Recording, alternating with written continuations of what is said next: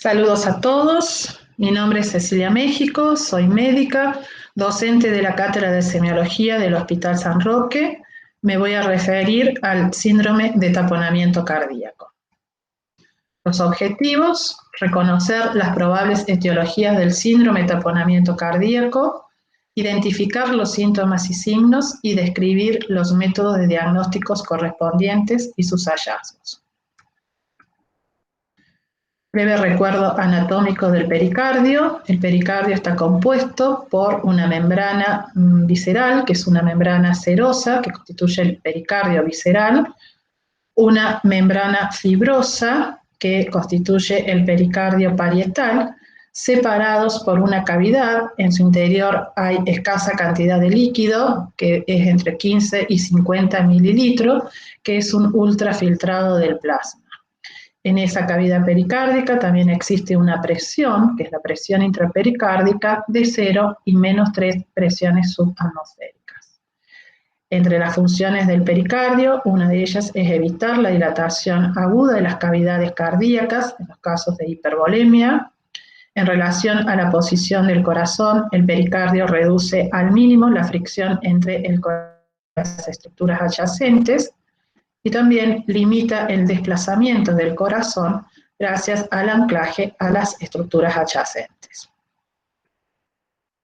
Con respecto al síndrome de taponamiento cardíaco, lo podemos definir como el conjunto de síntomas y signos cuya fisiopatología es el incremento en la presión intrapericárdica con compromiso hemodinámico de la función cardíaca por compresión, secundaria al acúmulo de líquido dentro del espacio pericárdico, producidos por diversas causas o etiologías. La tasa de acumulación del líquido en la cavidad pericárdica es la que va a determinar la respuesta clínica. Por eso hablamos de un taponamiento cardíaco agudo o subagudo. En el agudo, este líquido se acumula en minutos u horas, como es el caso de los traumatismos torácicos, sobre todo los traumas penetrantes, que produce un rápido hemopericardio, y con eso se va a manifestar la clínica del taponamiento cardíaco. O en los casos subagudos, que el proceso lleva días a semanas, sería el caso de los procesos inflamatorios que se producen en días o semanas, y recién allí se da la compresión cardíaca crítica y manifestándose la clínica del taponamiento cardíaco.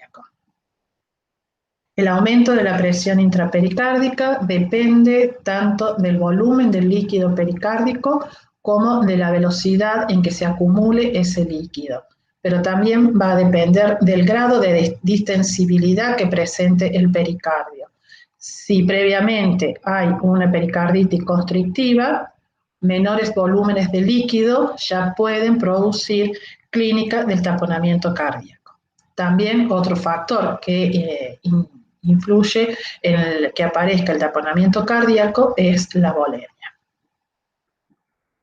En cuanto a la fisiopatología, el pericardio tiene capacidad de adaptarse a cambios fisiológicos en el volumen del líquido que ocupa el espacio entre la capa visceral y la parietal, pero si la cantidad de líquido supera el límite de estiramiento, se produce la compresión de las cavidades cardíacas. Se producen primero la compresión de las cavidades derechas, comprometiéndose el llenado ventricular, y a medida que aumenta la presión intrapericárdica, se produce el desplazamiento del tabique interventricular hacia las cavidades izquierdas, limitando el llenado del ventrículo izquierdo. Consecuencia de ello es la disminución del gasto cardíaco, y esto pone en juego mecanismos compensadores, como por ejemplo la estimulación adrenérgica, que aumenta las resistencias sistémicas, aumentando la presión sanguínea central y permite el gradiente de flujo coronario, aumenta la frecuencia cardíaca y también mejora la fracción de eyección. Pero cuando estos mecanismos compensatorios no logran la compensación, se produce el taponamiento cardíaco descompensado.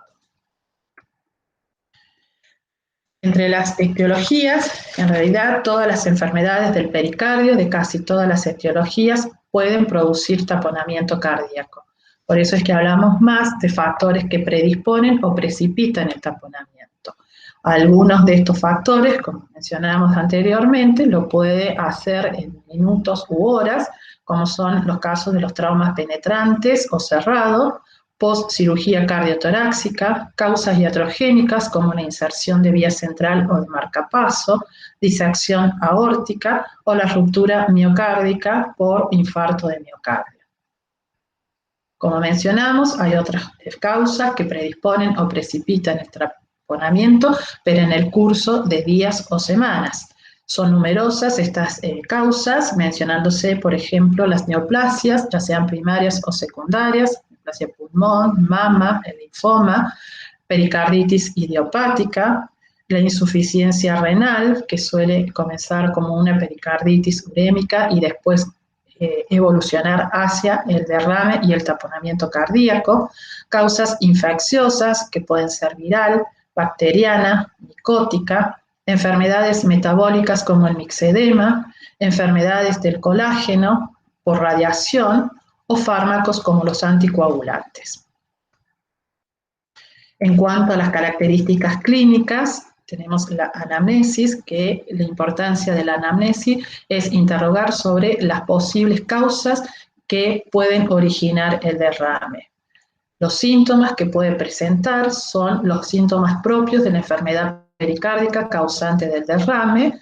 También puede estar presente el dolor torácico de características pericardíticas, que lo vamos a describir a continuación.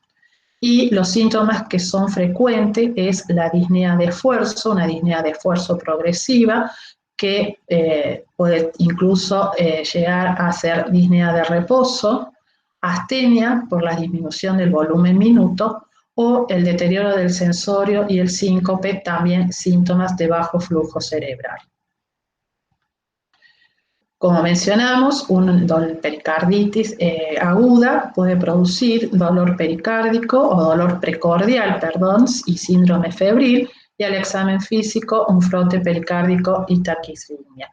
¿Por qué lo mencionamos? Porque recién dijimos que uno de los síntomas es el dolor que puede estar presente con características pericardíticas. ¿Por qué? Porque muchas de las etiologías del derrame que puede culminar en un taponamiento cardíaco suelen iniciarse como una pericarditis aguda.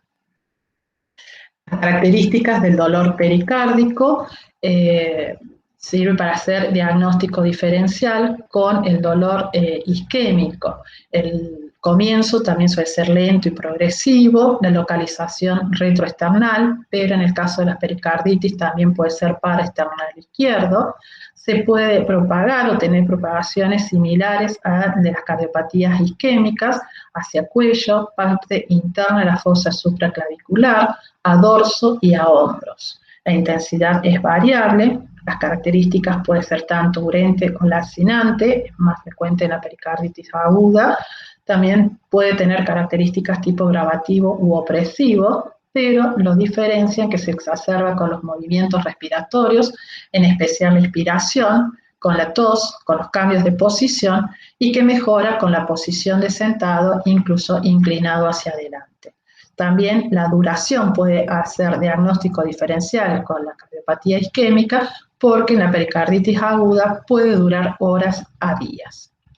Con respecto al frote pericárdico, este puede ser poco intenso, se oculta mejor en el mesocardio, en posición de sentado, y también en apnea, en expiración máxima. Puede ser tanto sistólico o diastólico, duración variable, también de horas a días, y va cambiando de intensidad y en el ciclo cardíaco acorde a la evolución de la enfermedad.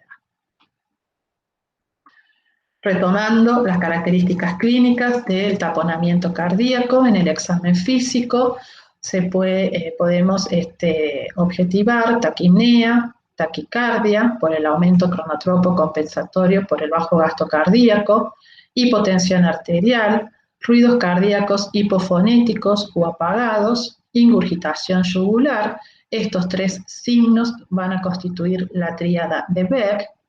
El signo de Kussmaul, el pulso paradójico, que no es patognomónico del taponamiento cardíaco, porque también lo podemos observar en el neumotórax a tensión, en el infarto ventricular derecho o en el embolismo pulmonar masivo.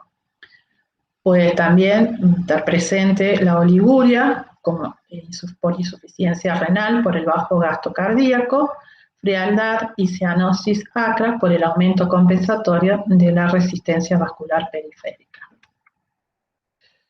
Con respecto a uno de los síntomas que hemos mencionado, que es la ingurgitación yugular, que se observa que es la turgencia de la vena yugular externa, indica hipertensión venosa por el aumento de la presión venosa central o por obstrucción al drenaje venoso, como es el caso del derrame pericárdico o del taponamiento cardíaco, y también puede estar presente cuando hay obstrucción de la vena cava superior. En condiciones fisiológicas, la turgencia, como decíamos en esta ingurgitación yugular, presenta una oscilación respiratoria en donde el menisco superior desciende en inspiración y asciende en expiración. Cuando ocurre lo contrario, es decir, que asciende en inspiración, estamos en presencia del signo de Kussmaul. El signo de Kussmaul es propio de la pericarditis constrictiva, pero cuando lo podemos observar en el taponamiento cardíaco, indica que hay una constricción pericárdica subyacente. Para explicar un poco la fisiopatología del signo de Kussmaul, durante la inspiración se da un incremento de la presión negativa intratorácica.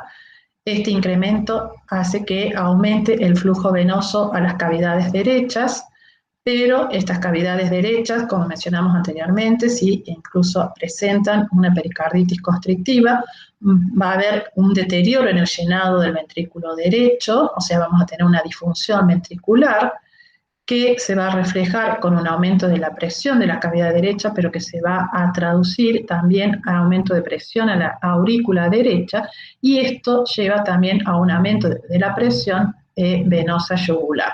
Por eso es que durante la inspiración se da el aumento de la presión venosa yugular y el menisco superior, cuando está la turgencia de la vena yugular, asciende en lugar de descender. Con respecto al pulso paradójico de Kussmaul, que es una exageración de la caída inspiratoria normal del flujo aórtico y de la presión sistólica mayor a 10 milímetros de mercurio. Nuevamente, durante la inspiración se produce una disminución de la presión intratorácica. Este descenso de la presión intratorácica hace que aumente el flujo hacia las cavidades derechas.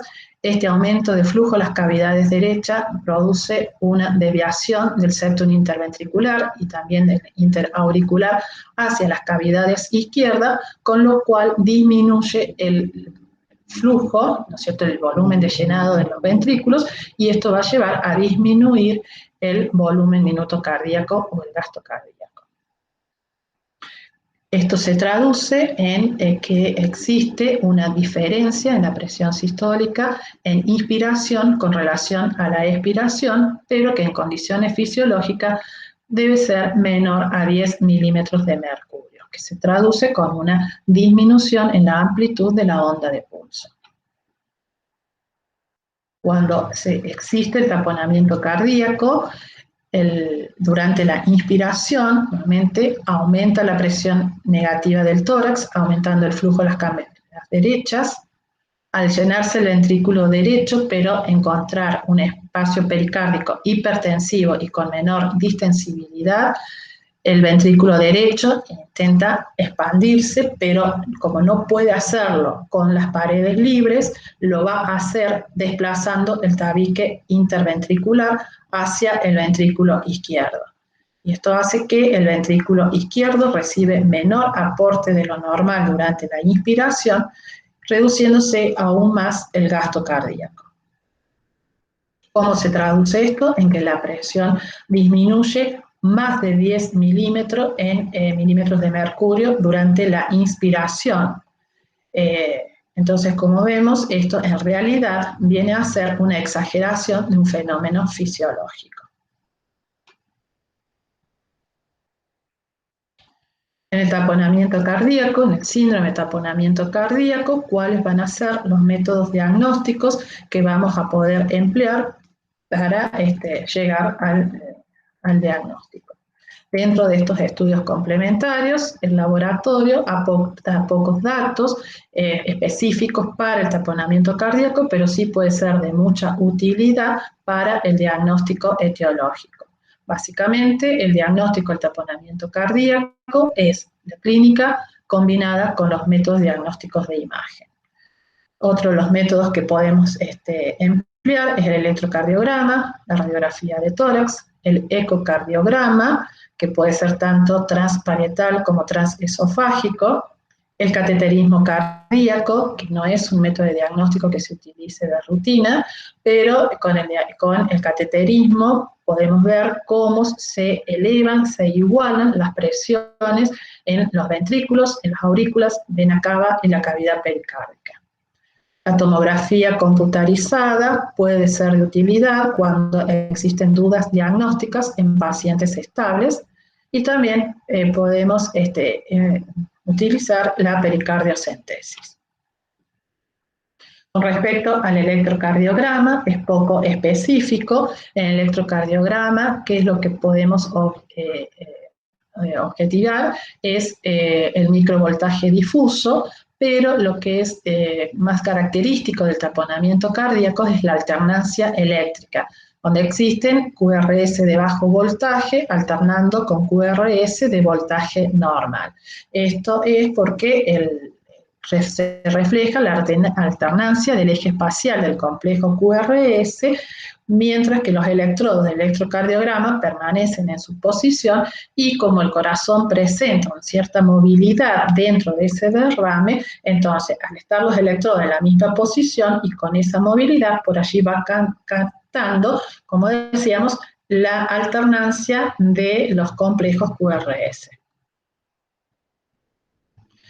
La radiografía de tórax es otro de los estudios complementarios que podemos utilizar, que cuando existen derrames mayores a 300 mililitros, se presenta una cardiomegalia con una imagen en botellón.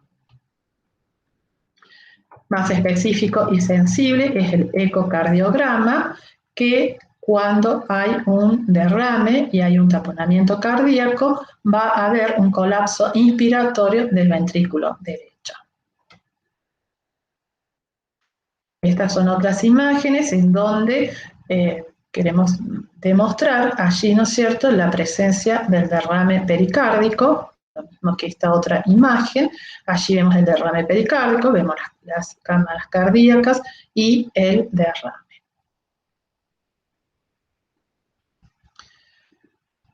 Mencionábamos también que otro método diagnóstico es la pericardiocentesis, pero la pericardiocentesis puede tener dos utilidades, tanto diagnósticas como terapéuticas. La pericardiocentesis, que es la punción pericárdica con aguja fina, vía subsifoidea, bajo control ecocardiográfico. Con él podemos tratar de confirmar la etiología del derrame a través del estudio del líquido pericárdico, donde realizamos el estudio físico-químico y con los criterios de Light podemos determinar si estamos en presencia de un exudado o de un trasudado. También se puede realizar cultivo, gérmenes comunes para gérmenes comunes, como así también para bacilos ácido-alcohol resistentes y el estudio citológico. Existen algunas situaciones en las cuales la pericardiocentesis está contraindicada, como es el caso de derrames asociados a disección aórtica o ruptura cardíaca, que en este caso el tratamiento es quirúrgico. Si el derrame se produce después de una cirugía, de un postoperatorio inmediato, de una cirugía cardíaca, que también aquí el tratamiento es reoperar, es decir, realizar nuevamente un tratamiento quirúrgico, o en el caso que existan coagulopatías que no estén compensadas. Con respecto a las opciones terapéuticas, mencionamos que la pericardiocentesis, una de las funciones también puede ser terapéutica y, si no, en ciertas situaciones es necesario realizar la pericardiotomía, que consiste en la resección en forma de ventana en el pericardio, en la parte anterior, y de esa manera drenar los líquidos y liberar las estructuras comprimidas. Resumiendo, el taponamiento cardíaco es una entidad grave que amenaza la vida y una causa importante de shock. Puede ocurrir como complicación de numerosas patologías, de numerosas etiologías, puede tener numerosas etiologías. El derrame pericárdico, y si se puede detectar el pulso paradójico, tiene una sensibilidad del 98% y especificidad del 83% para diagnóstico de taponamiento cardíaco. Y la rápida confirmación ecocardiográfica del taponamiento debe realizarse cuando se sospecha el diagnóstico. Muchas gracias.